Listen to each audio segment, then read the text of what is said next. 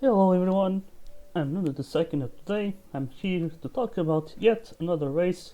I did this thing with the Austria season 6 in the opening round of that season, and now I'm doing the finale of a different season, and that was in season 9 here. Last time we re-raced in Niagara Falls, and yeah, talking about this race since this season we are coming back to this race for round number 8. And so yeah, here we were racing with in the first season of the Formula E Sports cars, and yeah, there was a lot of troubles with this race because this race was basically postponed for 1 week because when we tried to make this race for the first time, we have a lot of like issues, and the servers were just getting down, I think, and it was just simply not working. And then when it looked like we could finally get to race, there will still be like a lot of huge lag storms and all that stuff. It would never stop, and so after trying to get the race going multiple times, it was just not possible. So we simply had to postpone for this week, and still we had some issues here because we still have some a lot of problems with doing the connection checks, and so yeah, we took a lot of time to start the race. That we only did 75% of that race instead of 60 laps. We only did 45 laps, and so yeah. But I think it was still worth postponing it because on the first time we were trying to race, it was just too laggy, and I think it was simply not worthy of a title fight. And so yeah, because this is the biggest thing here. Danny and Kemmer were battling for the title. I wasn't there, of course, because I only did 4 races that season, and so I wasn't even a main driver. I was just doing a break because of certain things in real life, and yeah. And after I have an amazing season in season 8, I decided to sort of rest a little bit for this season, and I was thinking about doing that race to be quite long, but I couldn't help myself but to race some once in a while, especially when sometimes I would be needed. Mostly because sometimes we had a little bit of a play shortage in some of the races, and there were some races where we couldn't fill up the entire grid, and so yeah. Although it seems like me racing was a little bit controversial in the end, because it seems like I think it was Kraft was available to race, but I personally have no idea about that, and there were a lot of drivers that simply didn't wanted to race, like Levy, for example, was LSA's reserve, and I was not a reserve driver. I left my reserve seat and all of that stuff. I was just an emergency reserve, and on this day I was actually racing for VEO. It was the first time I was doing that after a race in the other 3 races of this I did for FCR. But either way, let's focus here on this big title fight here. We got Danny Mater versus Gamer 15. They were pretty much left out to battle for the title because obviously I wasn't there to battle. Noms was also pretty much out because he would never be on. Like, he didn't practice for some of the races, and he was out in some of the races, didn't took part. And also Rito, who missed some of the races as well. He sort of gave up on the title fight after a bad race in Kialami, a bad start there, where you have a big crash with Sobel, I think, into the pit lane. And so yeah, Danny Mater was missed 1 race in Tuvalu. It was round number 5, and everyone would think that he would be out of the title fight because of that, and everyone would think that Gamer would be winning, but after a win from Danny Mater in the final 3 or in the 2 out of the last of the previous 3 races, he was very very close to Gamer for that title fight, and it was so close as if Danny had got maximum points with first place and fastest lap, Gamer would have to be in the top 4. So that was as close as they were in the standings. And so yeah, you can see right here on this table, if Danny would win without fastest lap, then Gamer could be in the top 5. And then I think Danny was forced to be on the podium. If he was out of the podium, then Gamer would be the world champion, and Gamer would need at least P10, I think.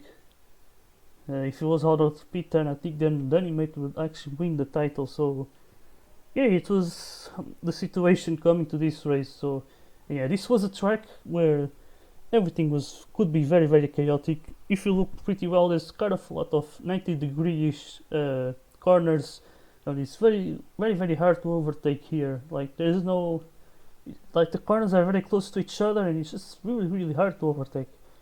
And another thing that makes this track very complicated, it's how much the flow you need to have on a track like this. You need to really know where to turn, when to brake, and just feel great on this track. If you're not feeling good, then you're gonna struggle a lot in some of these corners. You just lose a lot of time, because it's also a very pacey track as well. But yeah, very hard to overtake, very chaotic here already, like here at the start, and this corner right here was a bit complicated. But yeah, skipping things a little bit, let's jump into the qualifying results. And surprisingly, it's Sobel who takes pole position. Sobel ain't really known for being the pole position guy, but here he was taking it. Was taking that pole position with a lap of 27.32, just 100 ahead of Danny Mater here, who had pretty much a good qualifying in the front row. Gamer was close enough as well, and I would be starting P6 here, just like in the last week on this track, on the failed attempts. Actually, my races didn't went that well, were not going that well, but in the end didn't matter, as the lag storm was just too big for us to race. So I have basically like I got the second chance, and so yeah. Now let's take a. I guess we can take a look here at the standings as well, because as you can see right here, this is the points. Can almost not see, but Gamer had 198 and Danny had 184, so they were separated by 14 points. Yeah, they were separated by 14 points, and also Mayhem Racing was also battling for that title for the constructors. So so yeah, you can see how crazy also this championship was. Like the top 6 all like within in less than 100 points. That's, I think, very huge. For struggling, even though they have noms for some of the races with 2 wins, but he just didn't do enough, because then the other drivers would be like Hetmanek, for example. And so yeah, let's then jump into the start of the race. You can see right here, as the lights go out and we start the race, I starting on the outside there on the softs. You can see Sobel with the softs, Danny on the hards, Kimber on the softs, Rito and Noms were on the mediums. And then we see a lot of the drivers right behind us starting on the hards. So I should have talked about this before starting this, but either way, yeah, I can see Andres and Carlo with mediums and Rist with mediums as well. Rist with a good starting position here in P10. That is how long this was, because yeah, Rist was actually decently this season here. You got some battles for top 10s, and you got P5 in Monique in round 2, which was his best ever result. But then nowadays he ain't been that strong. But yeah, you can see here again with a good start. I go around the outside, managed to put myself up to P4, but then here, this is a moment that actually got me confused, because on my screen I remember pretty well I was going side by side with Gamer, and as it might calculate with the trail and all of that stuff, I thought I would be behind and not actually side by side on Gamer's screen. So I went very wide here and Gamer gets pushed. And I'm pretty sure it was by me, which I'm very sorry for. You see right here, because, you know, Gamer was battling for his first ever title, and that's the big thing, you know. It's not every day where you get the chance to get the title, and I almost feel like I took it away from him there. And so yeah, I got myself happy to P4. We got this group here, Danny having a good start, but Gamer right here on this huge mess, as you can see right here. As then you got Razim right behind, and Andy there, and then this happens. Gamer with a huge, like rocket, with Spooder. As you can see right here, this is how it drops back a lot of positions. And so, when everyone would think that Gamer was in a favorable position to take the title, suddenly Danny was at the front and Gamer was at the back. This was a huge moment in the race. As you can see, we got this big group here of 5 drivers here just slipstreaming each other, with Sobel taking the lead. And surprisingly enough, all of the five of us were just slipstreaming. We were being very, very patient, as you can see. That's what makes it even more surprising that Rito was one of those drivers. He was very battle prone, usually, and very aggressive. He was kind of like me in season 5, but here he was actually willing to slipstream. You can see a bit at the back where I actually tried to go for the move on Danny here, but then yeah, just decided to stay back. The reason was because I was sort of afraid. It's like sometimes the drivers on the hards could be like losing slipstream, and then I would actually have to pass him. But here he was still in second place. Still, he was pretty much in a good position. He was taking slipstream out of drivers who were racing on the soft, so he was taking maximum advantage here. And so that was it for this first stint. While Gamer, on the other hand, he had quite a huge work ahead of him, as he was down. You can see some chaos happening at the front. I think Danny makes a mistake, and I think that's it. Yeah, he makes a mistake, went too wide there, and so I get second place, Rito at third. So Danny was still in this group, but the thing is that didn't really matter that much, the position, because you can see we were quite far ahead already on P6 here with Callan and Andy, and then Gamer was down here in P12 at the moment. But it was worse. He was getting some of the positions here, but there's a lot of confusion here in promotion. Suicide, and Suicide gets a penalty there very randomly. Also Kubo was pretty much a back marker back then, but in this race he actually did pretty well. He ended up finishing P12, which was his best results back then. But either way, yeah, Gamer was still not in an ideal position, while Danny was still leading, and this was very crucial. At the moment, I think Danny was leading the standings, so this was a huge thing. That what happened with Gamer. That big right rocket with Spooler was changing things and making this, I guess, a lot more entertaining, not gonna lie. But yeah, just slipstreaming Sobel, and I believe I would pit on lap 7. I wonder if something happens more at the back. I don't think so. Actually, I didn't pit it on lap 7, I thought, but no. But as you can see here, the game is still on his recovery. Already up to P7, so he was already putting himself in a much better position. And so that was forcing Danny to, I think, winning the race. So yeah, that was it. As you can see here, Anti then pushes Gamer on the inside. And Gamer was really pissed off, as you can see, saying, for fuck's sake. Anti apologizes and lets him pass. And so yeah, things were not going easy for Gamer. I'm pretty sure this must have been his most stressful moment of his entire career right there. As yeah, he has been close to that title back in season 5 against me. And then, like I see here, I don't do the best of things when leaving the pitch, as I went defensive, and then when Yurish tried to avoid me, it created a like rocket there. So yeah, it was a very awkward exit. And yeah, I wanted to have pretty much just the clean air, because as you can see right here, with all of that I got a lot of clean air. There was no one to overtake, and so I could just took the maximum out of those fresh tires. And so yeah, then Sobel, who was also in the softs, decides to pit as well. He had to, because he couldn't take those tires so much longer.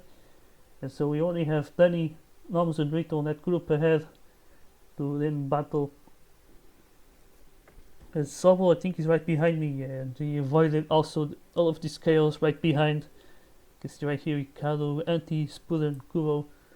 And so yeah, let's not focus that much on that. Let's look more at the front.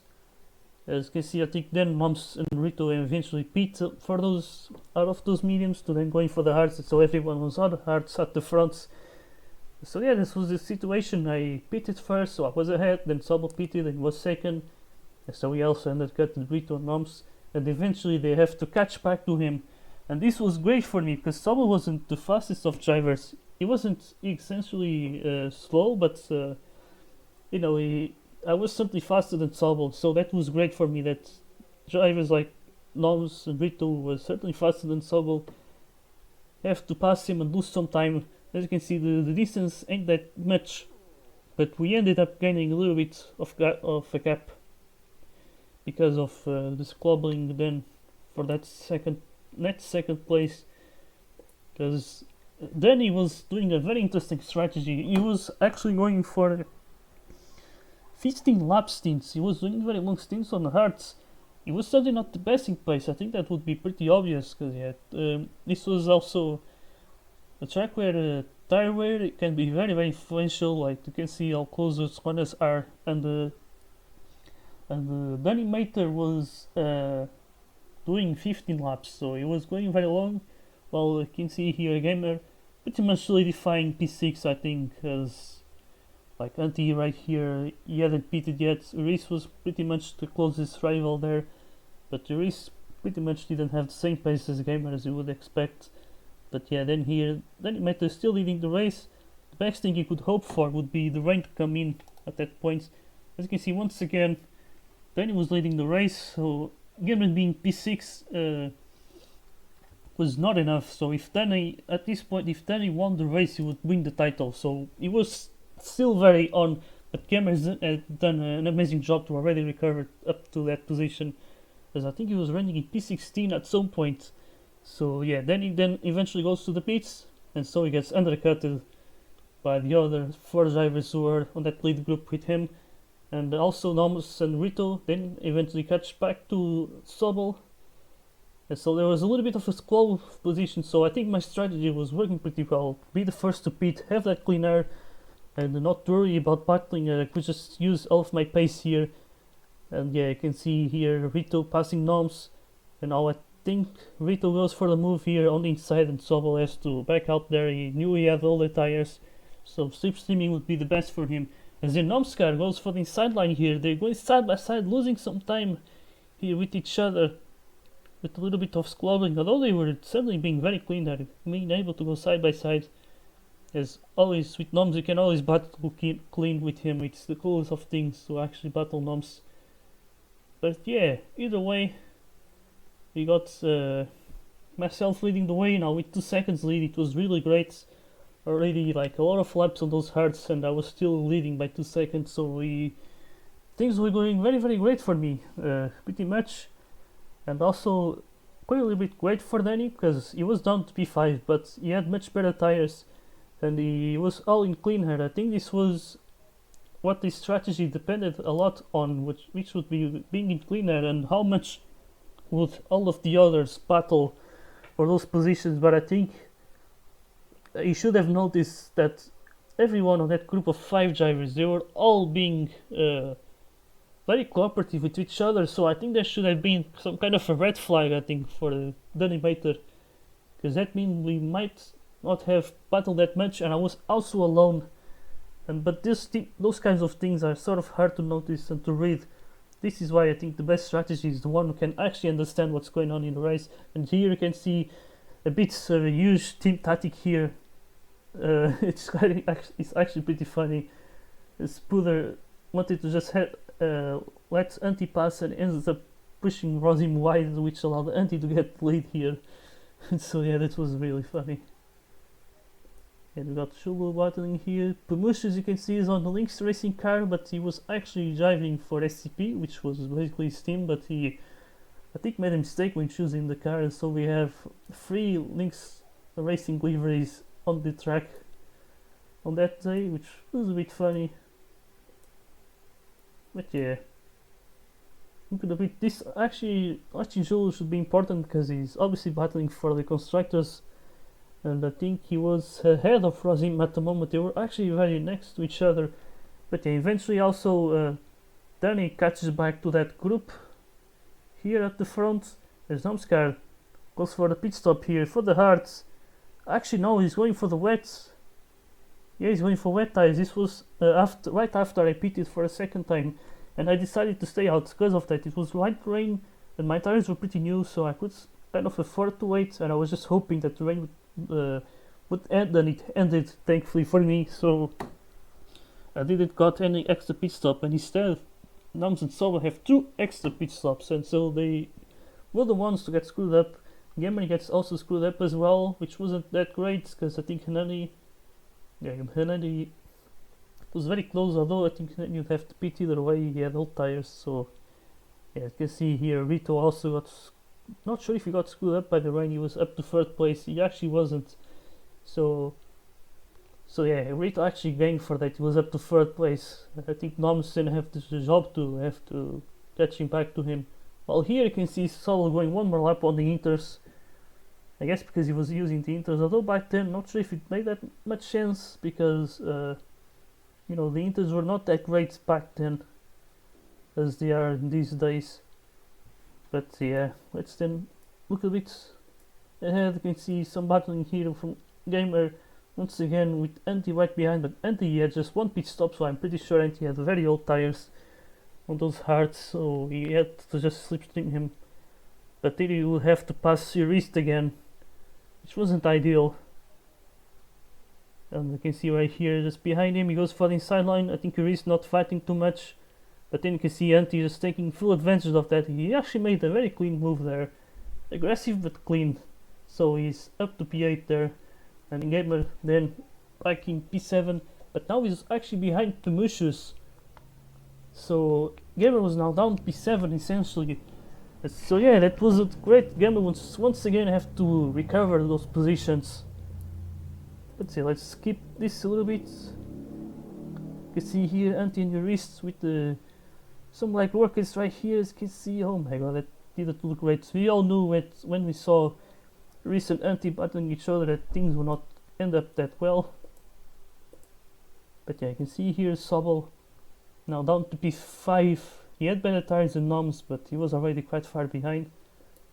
And so I think his chances for the win or even the podium were pretty much over. And then you got Gamer right behind him trying to catch him up to P5, which then would force, no, it would actually force Danny to take the win of the race without the fastest lap yet. Or would it? Yeah, I'm actually not sure.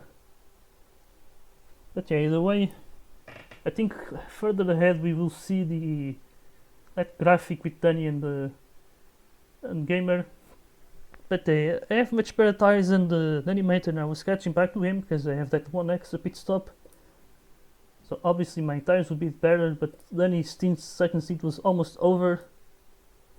So if this was a 15% race, this would have been a very close run there. It could have been a great strategy from the Animator, but unlucky for him, the race was longer. But here you can see two of the WCC contenders here, Rossi versus Julo battling each other here. As now Julo tries to go around the outside, as he goes a little bit for like rocket, he goes around the outside. That's actually a very nice move. And then inside they were still battling each other. It's really nice battle, just going side by side there, going still wheel to wheel. But yeah, then we got Slotzy, Pemushus, now Gamer up to P6 already with the top 6 pretty much guaranteed, I think. As I was already up to the lead as Danny pits again on lap 30 for his last stint on the hards. No more pit stops to go unless it would rain, but that was not the case. So yeah, let's see if we can jump a little bit ahead. We've got Rito here on the mediums, getting caught up by Noms, and I feel like this was a mistake from Rito to go with 12 laps mediums, I think, because he goes for the mediums again, and I think he goes to the end, which then I think allows Noms with better tires in the end to catch back to him. If I'm not wrong, but either way, we were catching Aldani as I made my last pit stop as well. And then with Noms slipstreaming, Danny made the slipstream range pretty much got bigger. As you can see, Noms lets me pass very nicely, and I got the slipstream to then be right behind Danny Mater. And so, yeah, in the meantime, you can see this is the thing. Yeah, Gamer.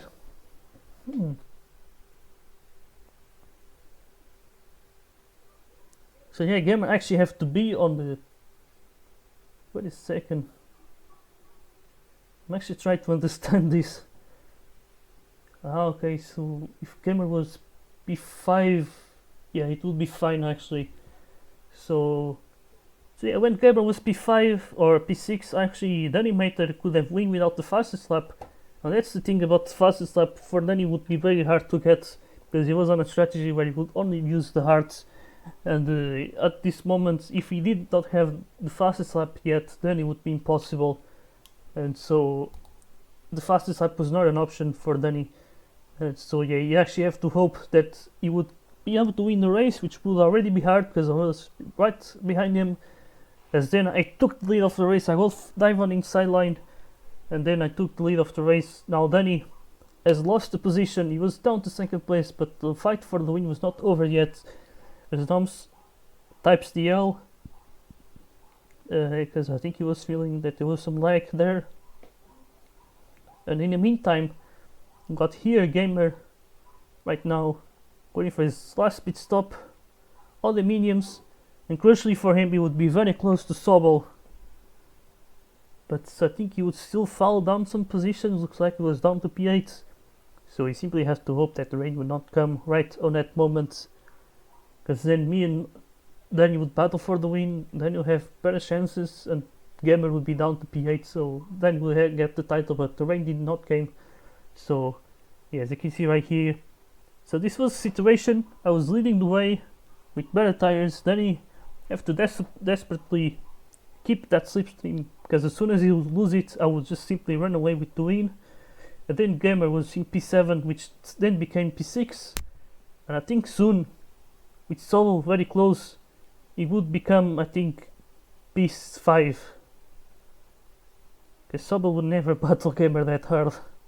You see Gamer makes a mistake, Sobel actually goes for the move here, fair enough, goes around the outside, and then I think Gamer will try to go for the inside line, but I think he backs this off there, or he drives a little bit on the inside, but Sobel keeps that P5 right there, but then Gamer goes for the inside line, and here you can see how Sobel doesn't fight it that hard.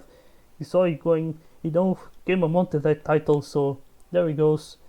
With Gamer now in P5, then he had to get the win, and I think he had also to take the fastest lap as well, so because Gamer then would be forced to finish P4, so that P5 would not be enough.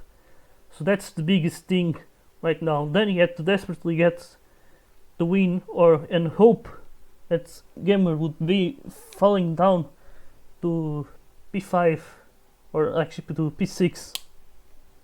But I think Gamer would then ended up running away from Sobel, and so that's the big thing right here.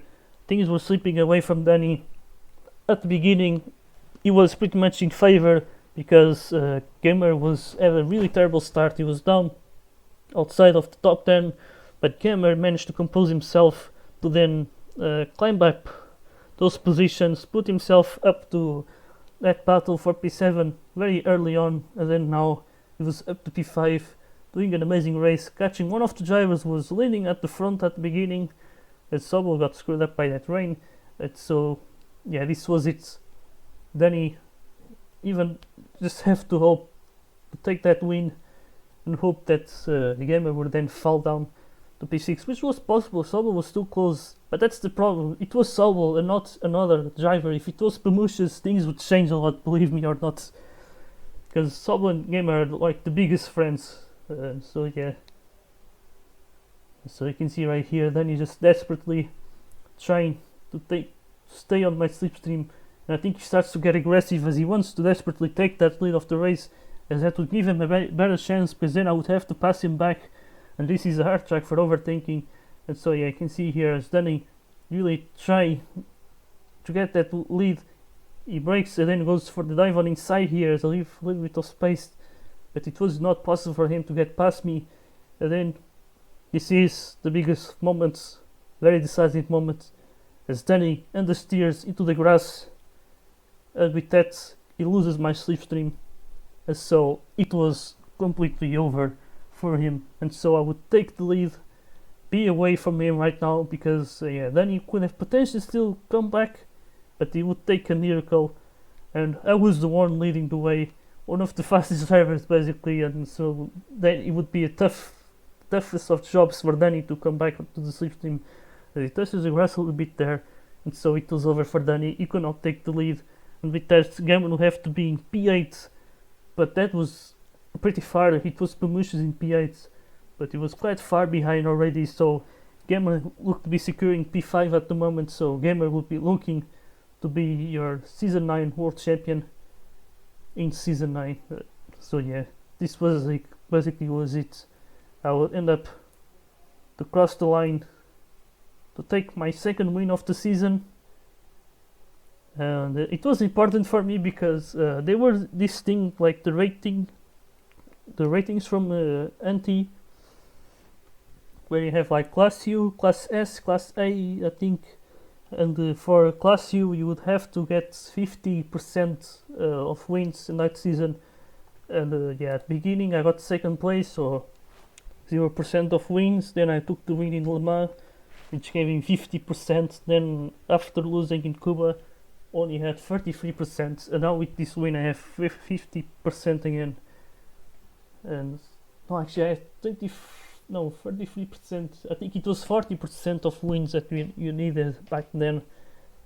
And so yeah, this was it. I took the win here in Niagara Falls. I think win number 22, if I'm not wrong. And then Danny made a huge effort to take the title. It was almost there, but he slips away in the end. Noms takes the fastest lap, so that was the reason why Danny could not take it back. Because yeah, his strategy was not too much of a bad idea. It wasn't that stupid, but it was clearly slower on pace, and it was very dependable on the others battling a lot. But unlucky for him, I did not battle that much in that race, and I had quite a lot of clean air, so that was really bad for Danny, and didn't help him because I catch him back very early, and so the only thing that Danny could hope for would be for him to just stay on the same team and for me to make too many mistakes. But I did not make any mistake on that stint, so yeah, that was it. Danny was screwed up, and Gamer then managed to make an amazing recovery up to P5 to take his first ever title. Rapid Motorsports also ended up taking the Constructors title, so that was an amazing year for RMC. A team that was a little bit down in Season 8, as they had Ferro and Julo back then, but Ferro left, and then Skip managed to convince Gamer to come back, as he took also over the team, because at the beginning it was owned by Jake. And Skip and Vlad, I think, were just sort of managers of the team or something like that. I don't know what the hell was going on there. But then Skip takes over the team, and so yeah, and he managed to get back to bring Gamer back, and now in this season Gamer was getting the title. So yeah, that was certainly an amazing moment for him, which just one win in the season, I think. Yeah, he won once, and it was, I think, the record of the least amount of wins in a season, in a winning title season. So yes, this was it. This was the race in Niagara Falls 1 year ago in season 9. Now we are racing again this season 13, in the summer of 2023. And so yeah, I hope you guys like it, and see you next time.